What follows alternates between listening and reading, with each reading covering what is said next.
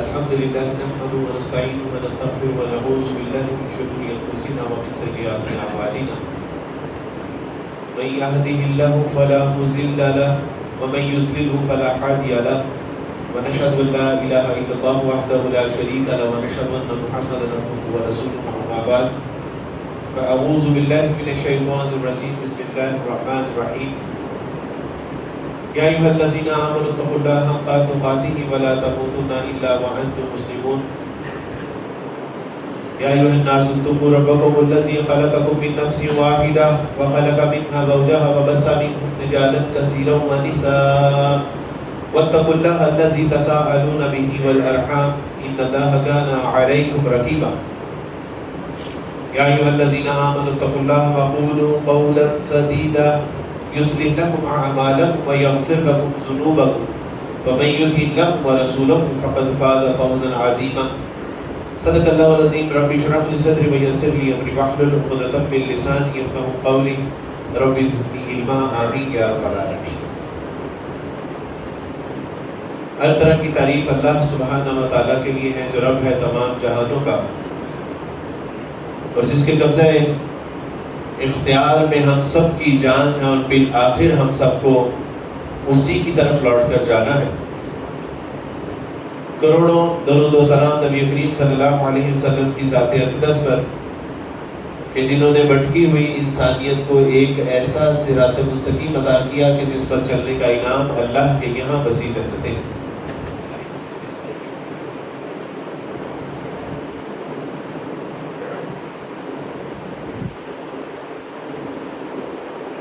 معزز حاضرین اکرام، اللہ سبحانہ و تعالیٰ نے حضرت انسان کو اس کائنات میں اس قدر نعمتیں عطا فرمائی ہیں کہ اگر وہ ان نعمتوں کا شمار کرنا چاہے تو اس کی زندگی کی سانسیں تو کم پڑ سکتی ہیں لیکن وہ کبھی اللہ کی نعمتوں کو شمار نہیں کر سکتے. آپ ذرا نظر کو حرکت دیجئے اور آسمان کی طرف نظر دوڑائیے تو آپ کو ہوا نظر آئے گی، فضا نظر آئے گی، چاند، سورج، ستارے نظر آئیں گے، کلسٹر، گلیکسی، سپر کلسٹر نظر آئیں گے اور پھر آپ کی نظر تھک کے واپس لوٹ آئے گی لیکن اللہ کی نعمتوں کا سلسلہ منقطع ہونے کا نام نہیں. اب اپنی نظر کو ذرا زمین کے اوپر دوڑائیے، کہیں آپ کو حجر نظر آئیں گے، کہیں آپ کو شجر نظر آئیں گے اور حجر میں بھی مختلف قیمتی انواع و اقسام کے پتھر ہیں اور شجر میں نہ صرف آپ کے لیے سایہ ہے، آپ کے لیے ایندھن ہے، آپ کے لیے لکڑی ہے، فرنیچر کا سامان ہے، بلکہ مختلف ذائقوں سے بھرے ہوئے پھل اور میوے. آپ ندی نالے اور چشموں کی طرف نظر دوڑائیے، کہیں کھارا پانی نظر آئے گا، کہیں میٹھا پانی نظر آئے گا. ندی نالے ہیں، چشمے اور نہ جانے کیا کیا اللہ نے انسان کے لیے نعمتوں کا ایک سلسلہ رواں دوا کر. انسان آیات انفسہ جو اس کے اندر اللہ کی نشانیاں اور نعمتیں ہیں جب ان کو دیکھتا ہے تو قوت بصارت، قوت سماعت، قوت گویائی، ایک دھڑکنے والا دل، عجیب و غریب نظام رکھنے والا، پھر جگر، دل، گردہ، ایک ہاضمے کا نظام. کیا اللہ کی کیا نعمتیں آپ نے. صرف گردے کے اوپر ہزاروں کی تعداد میں کتابیں لکھی جا چکی ہیں لیکن اب بھی وہ کہتے ہیں کہ گردے کی اصل نوعیت کو اب بھی سمجھنے سے ہم قاصر ہیں. صرف دل کے اوپر انسانی عقل آج تک وہ پمپ ہی بنانے سے قاصر ہے کہ جو جسم کے اندر جس قدر خون کی گردش اور جتنا خون وہ دن میں جتنے ملی میٹر وہ خون کو پمپ کرتا ہے، اس کو سرکولیشن دیتا ہے، انسانی عقل وہ پمپ بنانے سے قاصر ہے گو کہ ہم چاند پہ چلے گئے اور چاند کے بعد اب ہم اس سے بھی آگے جانے کی تیاری کر رہے ہیں.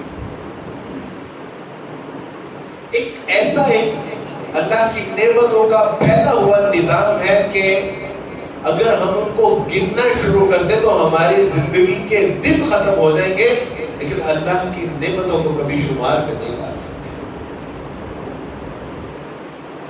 ایک نعمت ہے جس کو اللہ سبحانہ و تعالیٰ نے نعمت کیا ہے، اور وہ نعمت اسلام. اللہ سبحانہ و تعالیٰ قرآن مجید میں ارشاد فرماتے ہیں اليوم اکملت لکم دینکم اليوم اکملت لکم دینکم واتممت علیکم نعمتی ورضیت لکم الاسلام دینا.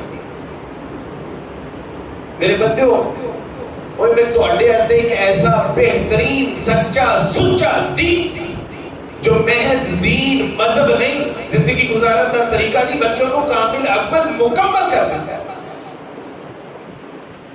میں نے ایک ایسا دین، ایسی نعمت جو محض نعمت نہیں ہے بلکہ کامل ہے، اکمل ہے، مکمل.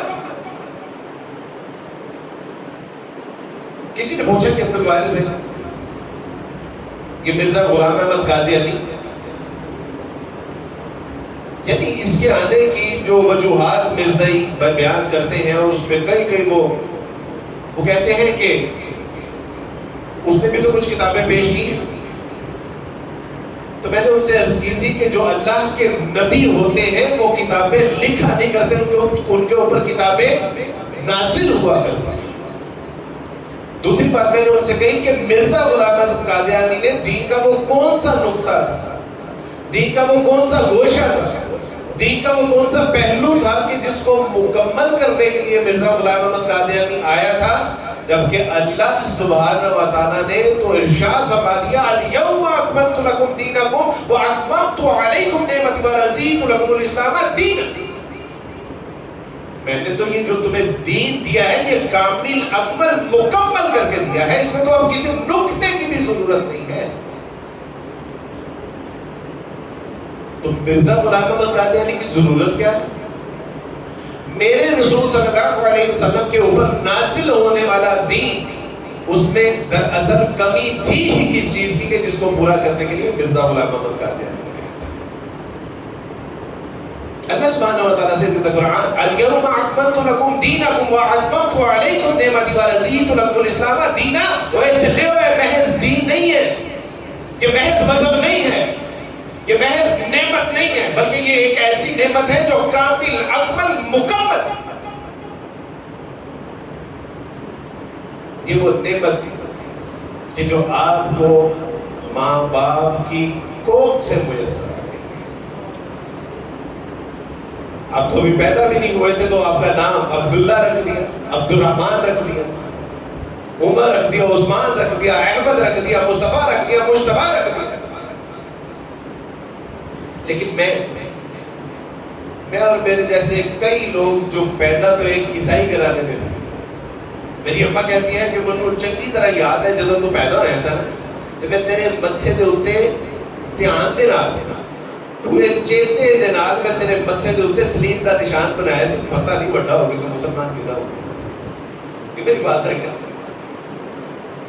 میرے جیسے کئی لوگ جو پیدا تو ایک ایسے گھرانے میں ہوتے ہیں کہ جو تین خداؤں کی عبادت کرتے ہیں، جو اللہ کے ساتھ شرک بھی کرتے ہیں، ابن اللہ کا تصور بھی رکھتے ہیں، تثلیث کا تصور بھی رکھتے ہیں، اور جیسس سن آف گاڈ اور جیسس از دا گاڈ کا تصور بھی رکھتے ہیں. لیکن جب اللہ سبحانہ و تعالیٰ ان کو شعور، فہم، فراست، عقل اور قلب سلیم عطا فرماتے ہیں تو پھر وہ نکلتے ہیں کہ اللہ تیرا وہ دین کہ جو مجھے صبح سے لے کے شام تک زندگی گزارنے کا ایک مکمل ضابطہ حیات عطا فرمائے، اللہ وہ مجھے کہاں سے ملے؟ میں ایک اچھا سچا پکا عیسائی بننا چاہتا تھا. اچھا سچا پکا عیسائی بننے کے لیے میں نے مسیحی تعلیمات کا مطالعہ شروع کیا، اور جب مسیحی تعلیمات کا میں نے مطالعہ شروع کیا تو مجھے اس میں تسکین قلب اور راحت جان میسر نہیں. وہ اس لیے کہ مسیح علیہ السلام کہتے تھے کہ خداوند تمہارا خدا ایک ہی خدا ہے، لیکن ہمارے چرچ ہمیں کہتے تھے کہ there is three God، تثلیث فی التوحید اور توحید فی التثلیث، یعنی ایک میں تین ہے اور تین ہی ایک ہے۔ مسیح علیہ السلام جب پریشان ہوتے تھے تو وہ اللہ سبحانہ و تعالیٰ کے حضور گڑ گڑاتے تھے، اور وہ سجدے میں گرا اور خداوند اپنے خدا سے دعا کرنے لگا، اے خدا اگر یہ موت کا پیالہ مجھ سے ٹل سکتا ہے تو ٹال دیجیے۔ لیکن چرچز ہمیں کہتے ہیں کہ آپ خداوند یسوع مسیح سے دعا مانگے، کیونکہ وہی خداوند ہمارا خدا ہے۔ اب میں چرچ کی مانوں کہ مسیح کی مانوں؟ اللہ سبحانہ و تعالیٰ نے کرتے کرتے کرتے کرتے مجھے اسلام کی دہلیز تک پہنچا دیا۔ عیسائیت کا مطالعہ کیا، جوڈائزم کا مطالعہ کیا، ہندو مت کا مطالعہ کیا، سکھزم کا مطالعہ کیا، دیگر مذاہب کا بھی مطالعہ کیا، لیکن جب اسلام کا مطالعہ کیا تو میرے پاس کوئی دوسرا راستہ نہیں تھا مان سوائے اس کے کہ میں اسلام قبول کرتا۔ اللہ سبحانہ و تعالیٰ کی توفیق سے جب اسلام قبول کرنے کے مراحل میں تھا تو مجھے قرآن مجید کی ایک آیت نظر آئی، اور وہ قرآن مجید کی آیت اللہ سبحانہ و تعالیٰ نے رسول اللہ صلی اللہ علیہ وسلم سے فرمایا کہ محمد صلی اللہ علیہ وسلم جو لوگ آئیں گے وہ 2023 ہو یا 2050 ہو یا 2550 ہو یا قیامت تک کے لیے لوگوں کے لیے محمد صلی اللہ علیہ وسلم ان کے دل میں یہ جد و جہد بھی ہوگی، یہ تلاش بھی ہوگی، جستجو بھی ہوگی، یہ داعیہ بھی ہوگا، یہ طلب بھی ہوگی کہ وہ تیرے رب کو تلاش کرنا چاہیں گے، وہ تیرے رب کا علم و عرفان حاصل کرنا چاہیں گے، وہ جاننا چاہیں گے کہ how is the Lord, how is the God، وہ جاننا چاہیں گے کہ who is the Lord, who is the creator of this world۔ تو محمد صلی اللہ علیہ وسلم آپ فرما دیجیے، قل، آپ کہہ دیجیے، قل هو اللہ احد، there is no God but اللہ سبحانہ و تعالیٰ وہ وحدہ و یکتا ہے، اکیلا ہے، تنہا۔ محمد صلی اللہ علیہ وسلم آپ کہہ دیجئے کہ آپ کا رب اکیلا ہے، تنہا ہے، وحدہ و یکتا ہے، اور یہ گنتی کے اعتبار سے نہیں ہے، وہ اپنی ریاست کے حوالے سے تنہا ہے، اپنی سیاست کے حوالے سے تنہا ہے، وہ اپنے اقتدار کے حوالے سے تنہا ہے، اپنے اختیار کے حوالے سے تنہا ہے، وہ اپنی صفات کے حوالے سے تنہا ہے، وہ اپنی طاقت و قوت کے حوالے سے تنہا ہے، وہ زندہ اور مارنے کے حوالے سے تنہا ہے۔ وہ محض گنتی کے اعتبار سے ایک تھوڑی نہ ہے، وہ اپنے ہر معاملے میں وہ وحدہ و یکتا ہے۔ اگر وہ اولاد دینے والا ہے تو اس کے سوا کوئی اولاد دینے والا نہیں ہے، اگر وہ حیات بخشنے والا ہے تو اس کے سوا کوئی حیات بخشنے والا نہیں ہے، اگر وہ موت دینے والا ہے تو اس کے سوا کوئی موت دینے پر قادر نہیں ہے، اگر وہ رزق دینے والا ہے تو اس کے سوا کوئی رزق دینے پر قادر نہیں ہے، اگر وہ بگڑیاں بنانے والا ہے تو اس کے سوا کوئی بگڑیاں بنانے والا نہیں ہے، اگر وہ مشکل کشا ہے تو اس کے سوا کوئی مشکل کشا نہیں ہے، اگر وہ حاجت روا ہے تو اس کے سوا کوئی حاجت روا نہیں ہے۔ There is no God but اللہ سبحانہ و تعالیٰ اور محمد صلی اللہ علیہ وسلم، قل هو اللہ احد اللہ الصمد۔ وہ ایک ایسا بادشاہ، ایسا حکمران، ایسا سردار ہے کہ جو کسی کا محتاج نہیں ہے، بلکہ اس کائنات میں، زمین و آسمان میں، زمین کے نیچے، آسمان کے اوپر جتنی مخلوقات ہیں وہ سب اس کی محتاج ہے، لیکن وہ کسی کا محتاج نہیں ہے۔ وہ ایسا بادشاہ اللہ الصمد۔ محمد صلی اللہ علیہ وسلم فرما دیجئے کہ وہ صمد ہے، لم یلد ولم یولد۔ تیرا رب وہ الہ ہے کہ جو نہ کسی سے پیدا ہوا ہے اور نہ اس سے کوئی پیدا ہوا ہے۔ الہ نہ تو پیدا ہوا کرتے ہیں نہ وہ کسی کو پیدا کیا کرتے ہیں۔ الہ تو وہ ہوتا ہے جو تخلیق کرتا ہے، جو پرورش کرتا ہے، جو سنبھالتا ہے، جو کھلاتا ہے، پلاتا ہے، ہنساتا ہے، رلاتا ہے۔ الہ تو وہ ہوتا ہے، پیدا ہونے والے الہ تھوڑی نہ ہوتے ہیں۔ پیدا ہونا تو ایک مخلوق کی علامت کمزوری ہے کہ یہ خود سے پیدا نہیں ہو سکتا، بلکہ اس کو کوئی ماں یا باپ جنم دے گا۔ وَلَمْ يَكُنْ لَهُ كُفُوًا أَحَدٌ، اور اس جیسا کوئی نہیں، نہ صفات میں، نہ معاملات میں، نہ کردار میں، نہ حسن و جمال میں، نہ احسانات میں، نہ رزق کی فراوانی میں، نہ امراض کی شفاؤں میں اس جیسا کوئی نہیں ہے. there is no any Lord. تمہارے اللہ کے سوا کوئی نہیں اور اس جیسا بھی کوئی نہیں. امام راغب الفسانی رحمۃ اللہ علیہ سے میں نے پوچھا ان کی کتاب، تو وہ کہتے ہیں کہ الہ تو وہ ہوتا ہے کہ جس سے محبت کی جاتی ہے، جس کے لیے جان دینے سے بھی انسان گریز نہیں کرتا، جس کے آگے سجدہ کیا جاتا ہے، جس کے آگے اپنے دل کی بات رکھی جاتی ہے، جس سے دعائیں کی جاتی ہیں، جس کے آگے گڑ گڑایا جاتا ہے، جس کے آگے گریہ زاری کی جاتی ہے، جس کے آگے حاجات اور مناجات رکھی جاتی ہیں. الہ وہ ہوتا ہے کہ جو ایک وقت میں اپنی تمام مخلوقات کی دعاؤں کو نہ صرف سننے پر قادر ہو، السمیع ہو، بلکہ ان کی خواہشات کے مطابق ان کی حاجتوں کو پورا کرنے پہ بھی قادر ہو. الہ تو وہ ہوتا ہے. That's why محمد صلی اللہ علیہ وسلم قل هو اللہ احد اللہ الصمد لم یلد ولم یولد ولم یکن له کفوا احد. میرے ابا نے کہا کہ بیٹا پہلے تم نے عیسائیت کو چھوڑ دیا، اب تم نے گھر میں قرآن مجید لا کے رکھ دیا اور قرآن مجید کو پڑھنا شروع کر دیا، کیا اب بھی تیری ذلت اور رسوائی میں کوئی شک باقی رہ گئی؟ میں نے ابا سے کہا کہ ابا مجھے قرآن مجید نے، مسلمانوں کی کتاب نے مشقت میں ڈال دیا. وہ مشکل یہ ہے کہ کہتا ہے کہ خدا جو الہ ہوتا ہے اس کی 5 صفات یہ ہے.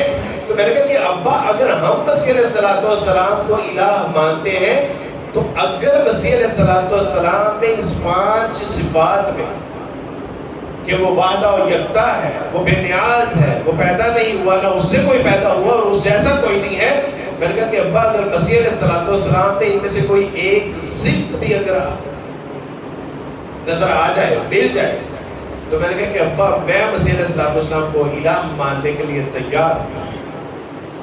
لیکن آپ مجھے بتائیے کہ مسیح علیہ السلام نہ تو وحدہ و یکتا، نہ وہ بے نیاز ہے، ان کو بھوک لگتی تھی، درد ہوتی تھی، روتے تھے، دعا کرتے تھے، اور وہ مسیح علیہ السلام مریم سے پیدا بھی ہوئے. اور پھر یہ کہ مسیح علیہ السلام جیسے ان کے بہن بھائی اور ان کے شاگرد اور بھی تھے. میں نے کہا کہ ابا یہ قرآن نے مجھے مشقت میں ڈال دیا. اکثر لوگ مجھے پوچھتے ہیں کہ عبدالواحد میں دنیا میں 4000 سے زائد مذاہب پائے جاتے ہیں، تو عیسائیت کو چھوڑ کے آپ نے اسلام ہی کیوں قبول کیا؟ تو میں ان سے کہتا ہوں کہ اسلام میں نے اس لیے قبول کیا کہ اس میں ایک خدا کا جو تصور ہے، اس کائنات کے تمام مذاہب کو آپ اٹھا کے دیکھ لیجئے، جو توحید کا تصور اسلام پیش کرتا ہے واللہ ہے ایسا اس کے عشر عشیر بھی کسی مذہب میں نہیں پایا جاتا. اور آپ کے قریب ترین جو مذہب ہے عیسائیت ہے، ان کے ہاں 3 خداؤں کا تصور ہے، رب کے ساتھ شرک کر رہے. اور اللہ سبحانہ وتعالی نے مسیح علیہ السلام کے الفاظ قرآن مجید میں نقل کیے، ان اللہ ربی و ربکم فاعبدوہ ھذا صراط مستقیم.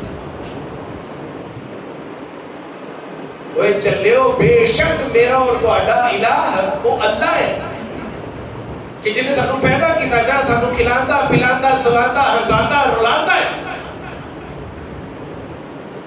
میرا اور تہاڈا الہ اور رب ہے، بس اودی ہی عبادت کرو اور ایہی تے سیدھا راستہ ہے. ھذا صراط مستقیم، دس از دی رائٹ پاتھ، اور یہ ہے سیدھا راستہ. لیکن ان کے مذہبی جو گروہ تھے، ان کے ماننے والے، پوری عیسائیت کمیونٹی کا، پوری عیسائی قوم کا، پوری عیسائی نیشن کا یہ تصور ہے کہ ایک خدا میں 3 شخص ہیں. یہودیوں کو آپ دیکھ لیجیے، کہنے کو وہ بھی آسمانی مذہب ہے اور ہے، قرآن اس کی گواہی دیتا ہے، لیکن انہوں نے بھی عزیر علیہ السلام کو اللہ سبحانہ وتعالیٰ کے ساتھ شریک ٹھہراتے ہوئے بیٹا ہی کرتا ہے. کہا کہ عزیر علیہ السلام اللہ کے بیٹے. اور باقی ہندوؤں کا تو آپ سکھوں کا، ہندوؤں کا تو معاملے چھوڑ دیجئے، ان کے نزدیک 33 کروڑ الہ ہیں. ان کے نزدیک ہر کھڑا اور ہر بڑا وہ الہ ہے. جو نفع دیتا ہے وہ بھی الہ ہے، جو نقصان پہنچا سکتا ہے وہ بھی الہ ہے۔ 33 کروڑ، ایک بار میں نے ایک ہندو سے پوچھا، میں نے کہا کہ وہ 33 کروڑ میں سے آپ کو پتا ہے کون کون سے الہ ہیں؟ تو انہوں نے کہا کہ جو آج تک ہم نے دیکھے ان کو مان لیتے ہیں، جن کو نہیں دیکھا ان کو آج تک مان ہی نہیں سکیں گے، ان کی عبادت ہی نہیں کر سکے۔ تو میں نے کہا کیسی بد نصیبی ہے کہ آپ اپنے من گڑت الہوں کو بھی نہیں جانتے، اور ہم کہ جو وحدہ و یکتا ہے، جو کھلاتا ہے، پلاتا ہے، سلاتا ہے، جگاتا ہے۔ 5 وقت مسلمانوں کو اس بات کی یاد دہانی کی جاتی ہے، اللہ اکبر۔ دیکھ لو اللہ سب سے بڑا ہے، تمہارے معاملات میں بھی وہ بڑا ہے، تمہارے کاروبار میں بھی وہ بڑا ہے، تمہارے اختیارات میں بھی وہ بڑا ہے۔ جب خاندانی جھگڑوں کی بات آ جائے تو اپنی انا کو سائیڈ پہ رکھ دینا، کیونکہ اللہ بڑا ہے۔ اگر اس نے کہا ہے کہ صلہ رحمی کرنی ہے تو صلہ رحمی کرنی ہے، اللہ بڑا ہے۔ اگر کہیں فیصلے کی بات آ گئی اور گواہی دینی پڑ گئی اور گواہی اپنوں کے خلاف جا رہی ہے تو دے دو، کیونکہ اللہ نے کہا ہے کہ حق بات کرنا، قولوا قولا سدیدا، سیدھی سچی ستھری بات کرنا۔ کیوں؟ اللہ بڑا ہے۔ مسلمان بھول جاتا انسان نسیان کے مارے، تو وہ اللہ بڑا بھی ہے، اس کے سوا کوئی شے۔ 5 وقت ہمیں یاد دلایا جائے۔ میں نے کہا کہ ابا اس قرآن نے مجھے مشقت میں ڈال دیا ہے کہ کہتا ہے کہ یہ الہ کی یہ صفات ہے۔ تو میں نے کہا کہ ابا آپ ہی کو حل پیش کیجیے، لیکن 1444 سال سے زبانوں پر گنگ تاری ہے، بند ہے زبانیں، کوئی اس کا جواب نہیں دے سکتا۔ لوگ پوچھتے ہیں کہ عبدالوارث بھائی اتنے مذاہب میں آپ نے محض اسلام ہی کیوں قبول کیا؟ میں کہتا ہوں کہ اسلام کے پاس ایک ایسی کتاب ہے کہ جو اس کائنات کی تمام تعلیمات سے اعلیٰ و ارفع ہی نہیں بلکہ وہ زندگی کے ہر شعبے میں آپ کی رہنمائی بھی کرتی ہے۔ آپ کو باتھ روم میں جانا ہے یا آپ کو ریاست اور سیاست کے معاملات سنبھالنے ہیں، آپ کو کاروبار کرنا ہے، آپ کو صدقہ اور خیرات کرنی ہے، آپ کو رشتہ داروں کے ساتھ صلہ رحمی کرنی ہے، آپ نے جنگ و جدال کرنی ہے، یہ قرآن آپ کی رہنمائی کرتا ہے۔ This is a complete court of law۔ یہ زندگی کے ہر شعبے، اور جب اس سے پوچھا جائے کہ دیکھیں تورات تبدیل ہو گئی، زبور تبدیل ہو گئی، انجیل تبدیل ہو گئی، تو یہ بھی تو انہی کتابوں کی طرح ایک کتاب ہے نا۔ تو میں نے پوچھا کہ وہ بھی تو کلام اللہ ہے، قرآن تو بھی کلام اللہ ہے؟ تو اس نے کہا کہ بالکل، لیکن میرا معاملہ ان جیسا نہیں ہے۔ کیوں؟ کہ ان کے ماننے والوں نے تمنن قلیلا، اس نے رد و بدل کر دیا تھوڑے سے نفع کی خاطر۔ لیکن اللہ سبحانہ و تعالیٰ سے زندہ قرآن الف لام میم ذالک الکتاب لا ریب فیہ ھدی للمتقین، یہ وہ کتاب ہے کہ جس میں شک و شبہ کی گنجائش نہیں، اس میں شائبہ بھی نہیں ہے، اس میں شائبہ بھی نہیں ہے، کوئی شبہ بھی نہیں ہو سکتا کہ اس میں کوئی رد و بدل ہو سکتا ہے۔ کیوں؟ پوچھئے قرآن سے، قرآن آپ کو بتائے گا اِنَّا نَحْنُ نَزَّلْنَا الذِّکْرَ وَإِنَّا لَهُ لَحَافِظُونَ، بے شک اس قرآن کو ہم نے نازل کیا ہے اور ہم خود ہی اس کی حفاظت کرنے والے ہیں۔ کیوں؟ کہ اللہ سبحانہ وتعالیٰ سے کتابیں تو وہ بھی آپ کی تھی۔ تو پتہ چلتا ہے اسلامی تعلیمات سے کہ تورات نازل ہوئی، موسیٰ علیہ السلام کا انتقال ہو گیا، اور اس کے بعد جو ان کے ماننے والے تھے انہوں نے اپنی خواہشات نفس کی تکمیل کے لیے اس میں کچھ چیزیں بڑھا دی اور کچھ چیزیں گھٹا دی۔ یہی زبور کے ساتھ ہوا، یہی انجیل کے ساتھ ہوا، اور آئندہ آنے والے انبیاء اس کی تصحیح کر دیتے ہیں، کیونکہ اب محمد صلی اللہ علیہ وسلم is the last and final prophet۔ آپ کے بعد کوئی نبی نہیں، آپ کے بعد جھوٹا کذاب لعنتی ملعون تو آ سکتا ہے لیکن کوئی نبی نہیں آ سکتا۔ اس لیے اللہ سبحانہ و تعالیٰ کا یہ فیصلہ تھا کہ اب نبی نہیں آئے گا تو کتابوں کی تصحیح نہیں ہو سکے گی۔ اس لیے اللہ سبحانہ و تعالیٰ نے نہ صرف اسلام مکمل کامل اکمل کتاب بنا کر اس کو ایک دین بنا کر نازل کیا، بلکہ اب کہا کہ اس کی کتاب کی حفاظت کا ذمہ بھی ہمارے ہے۔ ایک ایسی کتاب کہ جس کے اوپر 14 صدیاں گزر جانے کے بعد ایک حرف کا، ایک نقطے کا بھی اس میں فرق نہیں آ سکتا۔ آپ کو یقین نہیں ہے؟ آپ جائیے ویٹیکن سٹی میں ایک نسخہ پڑا ہوا ہے، روس کے پاس ایک نسخہ پڑا ہوا ہے، اور استنبول میں ایک نسخہ پڑا ہوا ہے، اور جتنے سائنٹسٹ ان سب نے اس کے اوپر مختلف ایکسپیریمنٹس کیے ہیں، وہ ٹائم فریم کے حوالے سے، وہ لنگوسٹک وہ ٹیسٹ کے حوالے سے، وہ فرینسک ٹیسٹ کے حوالے سے، وہ کاربن ٹیسٹ کے حوالے سے، وہ تمام کہتے ہیں کہ یہ وہی کلام، وہی نسخہ اور وہی الفاظ اور وہی سطریں اور وہی آیتیں اور وہی قرآن ہے جو محمد صلی اللہ علیہ وسلم کے اوپر نازل ہوا تھا۔ کیونکہ ابو بکر صدیق رضی اللہ تعالیٰ عنہ کے دور کا، عثمان رضی اللہ تعالیٰ عنہ کے دور کا جو نسخہ استنبول میں، ویٹیکن سٹی میں اور روس میں پڑا ہوا ہے، آج میرے اور آپ کے گھروں میں جو قرآن ہے یہ وہی قرآن ہے۔ ہم نے تو اس کو محض کتاب سمجھا نا، ہم نے تو اس کو محض کتاب سمجھا اور گھر میں رکھ دیا، کبھی ختم دلانا ہوا، کبھی کسی مردے کو سنانا ہوا، کبھی کوئی درود کرنا ہوا تو اس کو نکال لیتے ہیں، لیکن کبھی ہم نے اس سے پوچھا ہی نہیں، کبھی زندگی کے مسائل تو ہم نے پوچھے نہیں اس سے۔ تجھے کتاب سے ممکن نہیں فراغ ہے تو کتاب خواہ ہے مگر صاحب کتاب ہے۔ خدا تجھے کسی طوفان سے آشنا کر دے کہ تیرے بحر کی موجوں میں اضطراب نہیں، تجھے کتاب سے ممکن نہیں فراغ کہ تو کتاب خواہ ہے مگر صاحب کتاب ہے۔ ہم کتاب تو پڑھتے ہیں روتے کی طرح، پڑھتے ہیں، پڑھتے رہتے ہیں، لیکن اللہ سبحانہ و تعالیٰ مجھے اور آپ کو کیا بتانا چاہتے ہیں، کیا سکھانا چاہتے ہیں، کیا سمجھانا چاہتے ہیں، پتہ نہیں۔ ڈاکٹر اسحاق رحمۃ اللہ علیہ اس کتاب کے حوالے سے فرمایا کرتے تھے کہ یہاں یہ کتاب سچی نہیں ہے، یہاں ہم جھوٹے ہیں، کیونکہ یہ کتاب کہتی ہے لا تہنوا ولا تحزنوا وانتم الاعلون ان کنتم مؤمنین، دیکھو پریشان نہ ہو، غم زدہ نہ ہو، تم ہی غالب رہو گے اگر ایمان والے ہوئے تو۔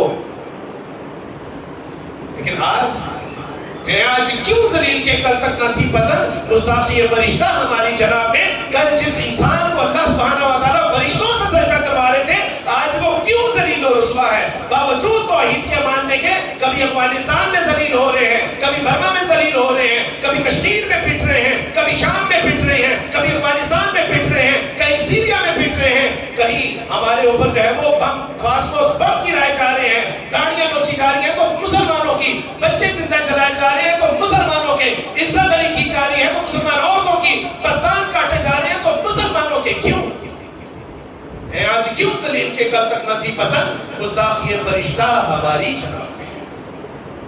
اس لیے کہ وہ اللہ کا کلام کامل اکمل مکمل، وہ کتاب حیات بخش کتاب، وہ کتاب کے جس کو ماننے والے، جس پہ چلنے والے، جس کے مطابق زندگیاں گزارنے والے اللہ سبحانہ و تعالیٰ نے آسمان پہ چمکتے ستاروں کی طرح ان کی زندگی نمایاں کر دی، وہ زمانے میں معزز سے مسلمان ہو کر اور ہم خوار ہوئے تارک قرآن ہو کر اس عظیم کتاب، وہ کتاب کہ جو ہمیں راہ راست دکھانے کے لیے آئی تھی، جب مسلمانوں کو ضد دکھانے کے لیے آئی تھی، جو مظلوموں کو اٹھانے کے لیے آئی تھی، جو پسے ہوئوں کو بچانے کے لیے آئی تھی، جو ذلت اور رسوائی سے نکالنے کے لیے آئی تھی، اس کتاب کو ہم نے محض کتاب سمجھا اور الماری میں رکھ دیا۔ میں نے کہا کہ اللہ سبحانہ و تعالیٰ نے ہمیں مسلمانوں کو وہ کتاب دی ہے کہ اس جیسی کتاب اس کائنات میں کوئی، ایک عربی شاعر کہتا ہے کہ کلام الملوک ملوک الکلام، کہ جو بادشاہوں کا کلام ہوتا ہے نا وہ کلاموں کا بھی بادشاہ ہوتا ہے، کہ کلاموں کا بادشاہ پڑا ہوا ہے، لیکن ہم نے اس کو محض کتاب سمجھا، ہم نے اس کو اپنی زندگی کے مسائل کا حل نہیں سمجھا، جبکہ this is the solution problem of the world، اس کائنات کے جو مسائل تھے اس کا سلوشن پیش کرنے کے لیے آئے۔ یہ وہ کتاب ایسٹرونومر آج کل ایک نئی بحث چھڑی ہوئی ہے کہ اس میں ہے والطارق والنجم الثاقب، اور طارق کسے کہتے ہیں؟ تاریخ کہتے ہیں کہ جو ایک بار دروازے کے اوپر آتا ہے اور پھر پیچھے چلا جاتا ہے اور وہ نوک کرنے والا ہوتا ہے، الطاری جو رات کے پچھلے پہر آتا ہے، نوک کرتا ہے اور پیچھے چلا جاتا ہے. آج کل ایسٹرونومرز کہتے ہیں کہ یہ ایک ستارہ ہے، اس کا نام بھی یہی ہے، اور وہ کہتے ہیں کہ اس کے اندر یہ خاصیت پائی جاتی ہے کہ جب ہم نے ٹیلیسکوپ سے اور مائکروفون سے قریب ہو کے سنا تو اس کے اندر سے دستک کی آواز آتی ہے. وہ لمحے بعد نوک کرتا ہے. کہتے ہیں کہ محمد صلی اللہ علیہ وسلم کو یہ بات کیسے پتا تھی؟ لیکن سچی بات ہے کہ محمد صلی اللہ علیہ وسلم کو نہیں، بلکہ محمد کے رب کو یہ بات پتا تھی جس نے یہ قرآن نازل کیا. یہ آج کے دور کے اس قرآن کی بہت بڑی دلیل ہے، باوجود اس کے کہ یہ بک آف سائنس نہیں ہے، یہ بک آف سائن ہے، یہ نشانیوں کی کتاب ہے. مائیکل ہارٹ امریکن یونیورسٹی کے ایک پروفیسر تھے، اور ان کو یہ ٹاسک دیا گیا کہ آپ نے یہ قرآن پڑھنا ہے، اس میں گرامر کی غلطیاں، اس میں سائنٹیفک غلطیاں، اس میں ہسٹوریکل غلطیاں، تاریخ کی غلطیاں، یہ ساری آپ نے نکالنی ہے. 6 مہینے پڑھا تھا، اور ڈاکٹر کیرے ملر نے اپنا نام اس کے بعد ڈاکٹر عبدالاحد رکھ دیا تھا. یہ ہے وہ کتاب کہ جس کتاب کو ہم نے محض کتاب سمجھا. اقبال کہتے ہیں کہ قرآن میں ہو ہوتا زنے مرد مسلمان، اللہ کرے تجھ کو آتا ہے جدت کردار. بھائی آج ہم تو ترقی، جو کامیابی اور کامرانی دنیاوی معلومات میں تلاش کر رہے ہیں، دنیاوی تعلیم میں تلاش کر رہے ہیں، نوکریوں میں تلاش کر رہے ہیں، کاروبار میں تلاش کر رہے ہیں، وہ تیرے رب نے اس قرآن میں رکھی ہے. لوگ مجھے پوچھتے ہیں کہ عبدالوہاب بھائی واٹ از یور کوالیفیکیشن، اور I never go to school, میں اللہ کی قسم کبھی اسکول نہیں گیا. اس قرآن نے مجھے یہاں تک پہنچا دیا، یہاں تک نہیں بلکہ دنیا کی بڑی بڑی یونیورسٹیوں میں پہنچا دیا، یہاں تک کہ مدینہ یونیورسٹی تک پہنچا دیا. اس قرآن by profession I was a course میں سنار تھا. اللہ سبحانہ و تعالیٰ نے کہا کہ نہیں، تو میرا عرفان حاصل کرنا چاہتا ہے، مجھے جاننا چاہتا ہے تیرا رب کون ہے، تیرا الہ کون ہے، تیرا مالک کون ہے، تیرا خالق کون ہے، تو جو اپنے رب کی تلاش میں نکلتے ہیں ان کا مقام رنگ محل کی گلیاں نہیں ہیں، پانی والے تالاب کے چوراہے نہیں ہیں. ان کا مقام تعلیم گاہیں. اور اللہ سبحانہ و تعالیٰ نے دیکھے کہاں پہنچا. ایک عیسائیوں کا بچہ جو کبھی دین خداؤں کے عبادت کرنے والوں کے گھروں میں پیدا ہوتا ہے، ماتھے پر صلیب کا نشان بنایا جاتا ہے، بپتسمہ دیا جاتا ہے، اور 18 سال عیسائیت میں صرف کر دیتا ہے. لیکن وہ جب اپنے الہ کی تلاش میں نکلتا ہے تو اللہ سبحانہ و تعالیٰ اسے ممبر رسول پر پہنچا دیتا ہے.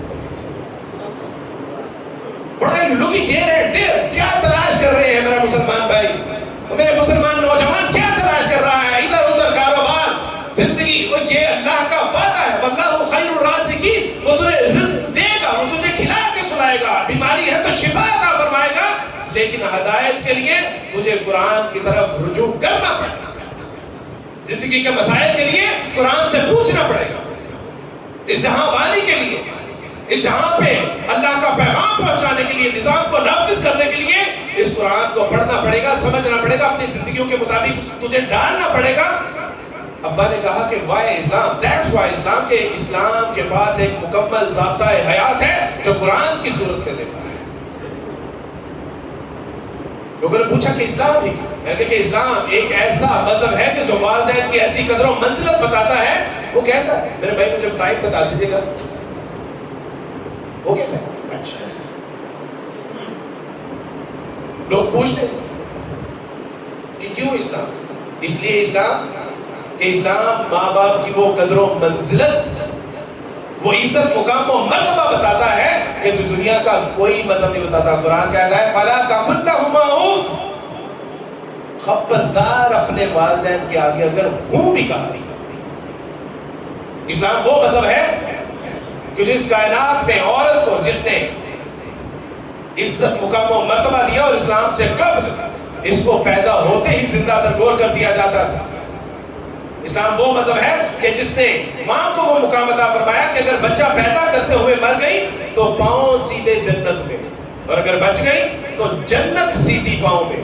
کہا کہ مسلمان تیری جنت تیری ماں کے قدموں میں ہے. بیوی ہے تو تیرے ایمان کی تکمیل کا ذریعہ ہے، بیٹی ہے تو تیرے لیے رحمت بنا دی گئی ہے، ماں ہے تو تیرے اس کے قدموں میں تیرے لیے جنت رکھ دی گئی ہے، باپ ہے تو وہ جنت کا درمیانی دروازہ ہے. کہا کہ اس کی رضا میں تیرے رب کی رضا ہے، اس کی ناراضگی میں تیرے رب کی ناراضگی. وہ اسلام کہ جس نے نہ صرف لونڈی اور غلاموں کے حقوق بیان کیے، ماں باپ بہن بھائی رشتہ دار خاندان کا، معاشرت اور سماج کے، یہاں تک کہ اس نے جانوروں کے حقوق بھی بیان کر دیے. کہا کہ یہ اونٹ، صحابی سے کہا کہ یہ اونٹ تیری شکایت کرتا ہے کہ تو کام اس سے زیادہ لیتا ہے اور کھلاتا کم ہے. دیکھ تو جس طرح اس کا مالک ہے تیرا بھی کوئی مالک ہے، خبردار. Be careful. پودوں کے حقوق بھی بتا دیے کہ دیکھو مسلمانوں، جب جنگ و جدل کے لیے جا رہے ہو تو باغات کو مسا مار نہ کرنا، کھیت کھلیان اور سبزیوں کو مسا مار کرتے نہ جانا. پتہ چلا کہ سبزیوں کے حقوق تک، پودے اور گھاس اور کھیت کھلیان اور درختوں کے حقوق بھی اسلام نے بتا دیے. لوگ پوچھتے ہیں کہ why only Islam? That's why Islam، کہ اسلام مکمل ضابطہ حیات پیش کرتا ہے. اللہ سبحانہ و تعالیٰ اس نعمت اسلام کی ہمیں ویسے قدر کرنے کی توفیق عطا فرمائے جیسے کہ قدر کرنے کا حق ہے. باخر دعوانا الحمدللہ.